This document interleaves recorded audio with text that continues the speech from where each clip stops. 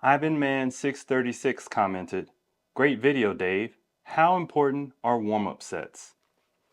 Well, today we're going to find out. Hi, I'm Discipline Dave, where I put the technique in your physique. My channel is dedicated to getting you fit at home. I have many workouts, reviews, and I give you overall tips and tricks on how to get the best results to build muscle.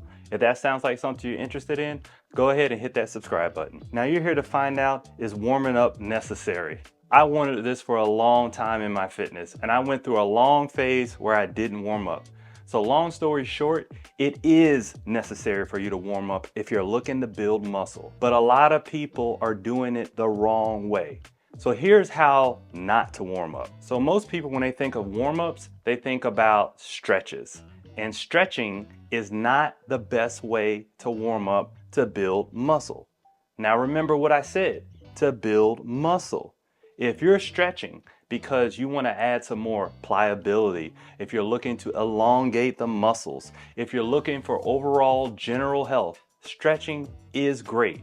But there's a difference between stretching and warming up. See, stretching with resistance training can actually have a negative impact. I know what you're thinking, how can it be negative? Everyone says you need to stretch. Yes, stretching is good, but as I said, for resistance training, it is not.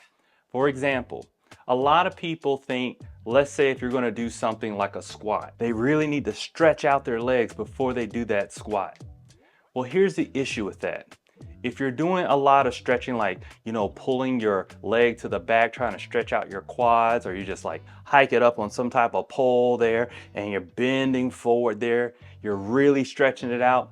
Well, the thing is that that's elongating your tendons and elongating your muscles. And the most important thing are those tendons. And see, when you're stretching out those tendons, when you get ready to do your squat, your body's not in a stable position.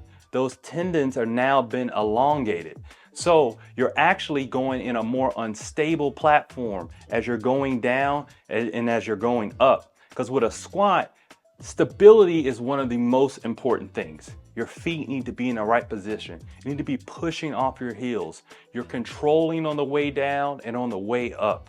But when you stretch out those tendons, you're making all that foundation of that strongness that you built with stability starts to crumble. That's weaker. So now that you've hyperextended those tendons, you're actually going against what you need for that exercise. And same thing with other exercises. Stretching out those tendons and elongating those muscles makes it so that it's harder for us to get those contractions that we need, because now we've loosened up all those areas that we actually need to be more stable. So if you're getting ready to do resistance training, don't stretch. So here's what you should do instead. So think about it this way, the exercise that targets your muscles the most. So think about all the exercises you're going to do in a workout. Which one targets the muscle the most? So I'm going to use the example of a bicep curl. That exercise usually targets the biceps the most. So what we want to do is we want to get ready to do that curl with really light weight.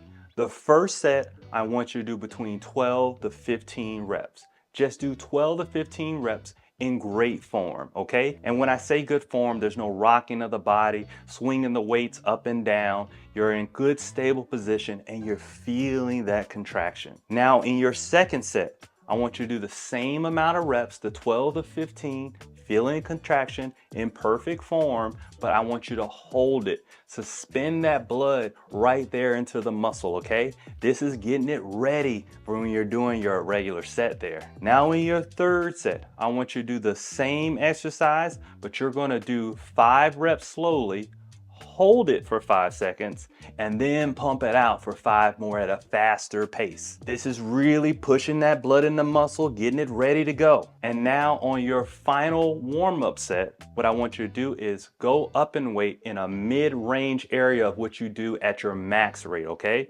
So let's say your max is at 50 pounds, you're gonna do 25-pound curls, okay? And you're just gonna do 5 to 6, all right? And you're just going to feel that motion to get ready for heavier weight. Okay, maybe 50-pound curl is a lot, but just adjust the weight to what you need it at. Now, the reason why this is important is because of these 5 things. Number 1, it increases blood to the muscle. increasing blood flow to the muscle is really going to help you tear those muscle fibers and get ready to build them better. Because if you're not warming up, you're going to be putting blood flow into the first part of your set, and it's not really active until you get about 3 to 4 sets in.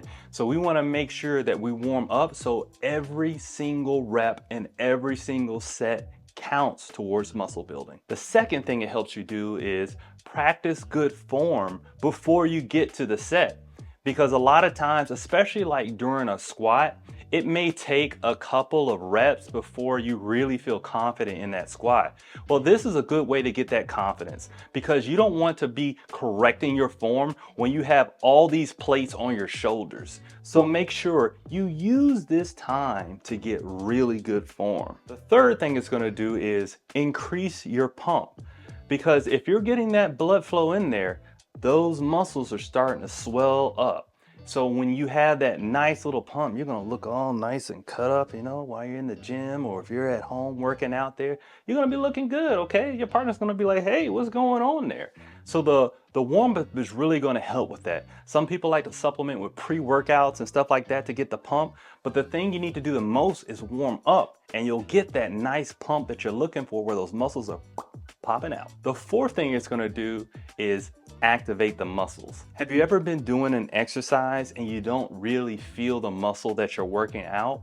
Because what you're trying to do is, especially with weights, is just trying to move it to point A to point B. You're not actually feeling the muscle that you're trying to do. Very common with something like a bench press, where you've done your set and you feel it in your shoulders. Or let's say you're doing a cable fly and you're feeling it in your shoulders. Well, if you're warmed up, you can feel that motion, because every exercise, you know, it's not a one size fits all. There's going to be little minor tweaks where you're lowering your traps. You're going a little bit underneath if you're doing that cable fly there. So that way you're trying to feel, what is the motion that contracts my chest the best? And you want to figure that out in lighter sets during your warm up. And the last thing it's going to do is it's going to help you burn body fat. The reason is, as you're doing these warm-up sets, you're slowly increasing your heart rate. You're getting that blood moving, which is increasing your metabolism. So if you're not warming up, you're missing out in this crucial stage, because if you're just going to a heavy set, now your body's trying to catch up rapidly to get to that heart rate and get that blood flow pumping. But if you start early with that, when you actually do your set, now you're in this prime position to burn body fat. Blood is high, moving flow into your body. You've got that heart rate going up, and now the real work begins. And if you're ready to begin that real work, if you're really committed, go ahead and check out this video here. It's a workout series that I have resistance bands, so you can get started today.